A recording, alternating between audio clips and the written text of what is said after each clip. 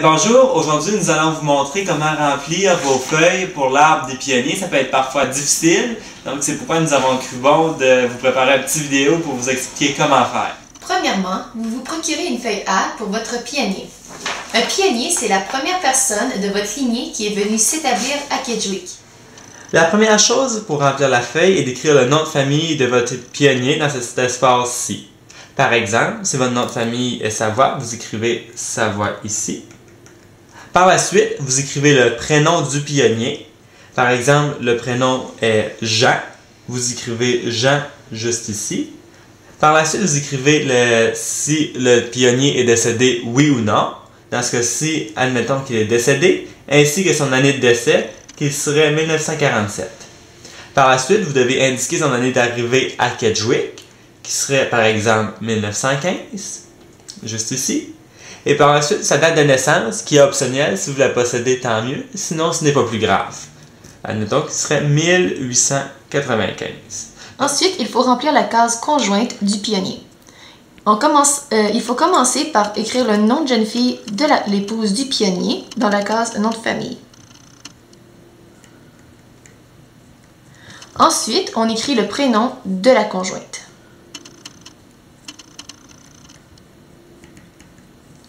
Après ça, on écrit si elle est décédée ou pas, en indiquant avec un O ou un N, et avec son année de décès.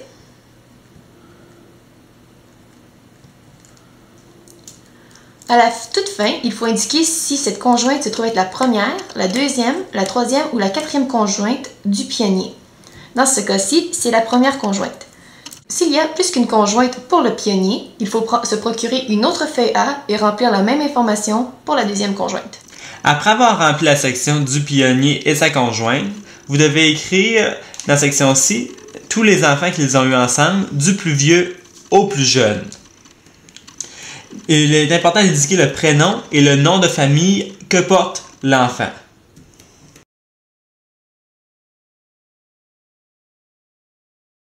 Après avoir écrit le nom de tous les enfants, vous écrivez s'ils sont décédés oui ou non en indiquant avec un O ou un N.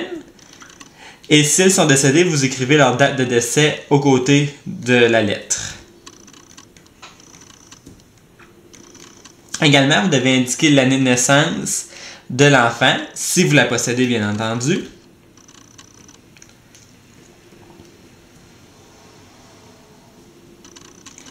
Si vous manquez d'espace et que le pionnier et sa conjointe ont eu plus de 10 enfants, vous pouvez utiliser le verso pour indiquer les autres enfants. Après avoir rempli tous les enfants, vous écrivez le nom de leur conjoint et conjointe.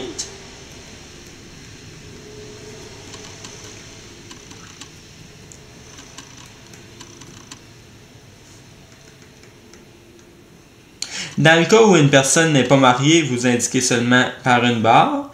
Et si quelqu'un est divorcé et que vous ne désirez pas écrire le nom de son conjoint, vous n'avez qu'à mettre une barre également. Mais par contre, si une personne est divorcée et que vous voulez que son nom apparaisse dans la généalogie, vous pouvez l'indiquer, c'est au choix de la famille.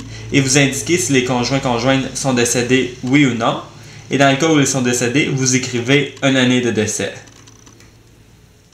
Il est important de savoir que lorsqu'on remplit une feuille des pionniers, on ne commande une feuille dans l'arbre que pour l'individu écrit dans la section du haut. C'est seulement que pour lui que l'on paie et c'est seulement l'individu dans cette section-ci qui aura sa feuille dans l'arbre. Les enfants que l'on écrit dans le bas, c'est seulement à titre généalogique, à titre d'information pour avoir plus d'informations sur le pionnier.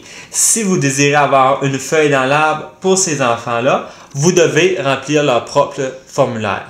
Lorsque vous avez terminé de tout remplir l'information, vous devez signer au bas de la page et écrire la date. Si vous voulez vous procurer une feuille pour un enfant du pionnier, vous pouvez vous procurer une feuille B, qui est spécifique pour les enfants du pionnier. Premièrement, pour remplir cette feuille, il faut commencer en écrivant le nom du pionnier, soit Jean Savoie, dans cet exemple. Ensuite, il faut inscrire le nom et le prénom du descendant.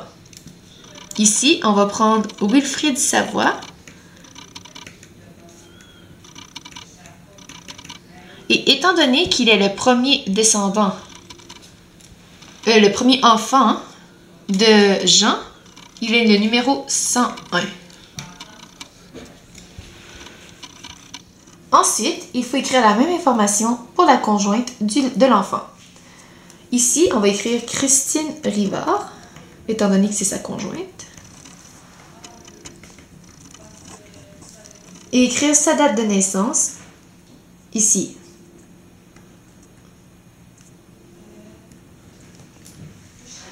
Il faut aussi indiquer si la conjointe est décédée ou non. Finalement, il faut inscrire les noms des enfants dans l'ordre de naissance de la même manière que sur la feuille A.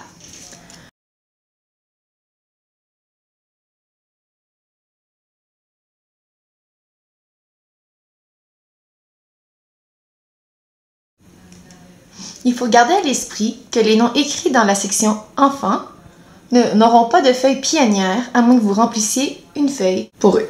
Après avoir rempli l'information sur la feuille B, si vous désirez avoir une feuille dans l'arbre pour, par exemple, le descendant Jonathan Savoie, vous vous procurez une feuille C. Les feuilles C, ça se trouve être la 3e génération à Kedgwick, donc les petits-enfants du pionnier. Vous écrivez le nom du pionnier, qui est Jean Savoie dans notre exemple, et non le père de l'enfant de la feuille C. C'est vraiment important, c'est pour nous pour savoir de quelle famille l'enfant provient. Par la suite, vous écrivez le nom du descendant, qui est dans ce cas-ci Jonathan Savoie. Vous indiquez le numéro 202, car sur la feuille B, il était le 2e dans sa famille, donc le 202. Il n'a pas de conjointe, donc vous mettez une barre. Il n'a pas d'enfant, vous n'en écrivez pas, mais Jonathan aura tout de même sa feuille dans l'arbre. Si vous désirez continuer à aligner, vous pouvez également vous procurer des feuilles D, des feuilles E, et ainsi de suite, des feuilles F. Donc la feuille D, c'est pour les arrière-petits-enfants du pionnier. La feuille E, c'est pour les arrière-petits-enfants du pionnier. Et les feuilles se remplissent toujours sous le même principe, en inscrivant le nom du pionnier, Jean Savoie. Par la suite, le nom du descendant, le nom de sa conjointe et ses enfants. Et on continue jusqu'à la fin de la lignée. Une question qui revient souvent, c'est si quelqu'un n'habite plus Kedgwick, est-ce qu'il peut quand même avoir une feuille dans l'arbre? Eh bien, la réponse est oui. C'est tous les descendants d'un pionnier de Kedgwick peuvent avoir leur feuille dans l'arbre, même s'ils ne sont pas nés à Kedgwick et même s'ils n'habitent plus Kedgwick aujourd'hui. Pour ce qui est des coûts des feuilles pionnières, une feuille A est au prix de 50 $, une feuille B est au prix de 10 $ et les feuilles C, D, E et F sont au prix de 5 $. Il est à noter que si vous avez rempli plus d'une feuille pour mettre plusieurs conjoints à un descendant ou un pionnier, ces noms se retrouveront tous sur la même feuille pionnière et donc, par conséquent, vous ne devez pas payer plus d'une fois le prix de la feuille. En terminant, nous espérons que les informations que nous avons données dans cette petite vidéo vous seront utiles lorsque vous remplirez vos feuilles et nous espérons voir votre nom dans notre arbre.